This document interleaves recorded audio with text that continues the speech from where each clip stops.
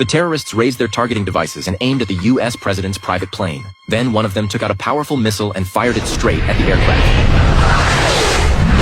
The presidential plane quickly detected the incoming missile, and security personnel immediately prepared to deploy countermeasure flares. But at that moment, their computer screens suddenly went black. The bodyguard instantly sensed something was wrong and rushed into the president's room to evacuate him. With the situation critical, the bodyguard had no choice but to put the president into an escape pod. I'll find you and pick you up, Mr. President! You might see you on the ground!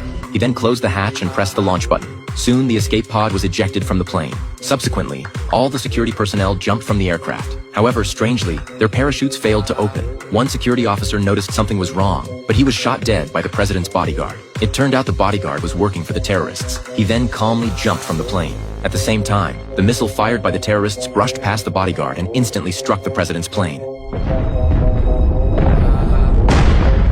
The aircraft eventually spiraled out of control and crashed into a forest. The Secretary of Defense immediately dispatched a Navy SEAL team for rescue. Meanwhile, the president was trapped inside the escape pod. Fortunately, he was discovered by a boy who was out hunting. The boy curiously tapped on the escape pod. The president, thinking his bodyguard had found him, wrote the code to open the hatch on the window. After entering the code, the boy immediately hid in fear. When the president opened the hatch and stepped out, he found that his rescuer was just a young boy. Upon learning that the man was the U.S. president, the boy immediately led him away from the area. By the time the bodyguard arrived with the terrorists, the president had already disappeared. The next day, as the boy was helping the president evacuate, they discovered numerous bodies of security personnel on the mountain. The president instantly realized there was a traitor among his inner circle. Just as he was pondering who the traitor might be, the president suddenly spotted the bodyguard pursuing them with the terrorists. He realized there was no escape, so the president told the boy to leave quickly. But by then, the bodyguard had caught up with them. He punched the president to the ground. The bodyguard then called in a helicopter, planning to stuff the president into a freezer and transport him away. But the boy couldn't bear to see the president captured like this.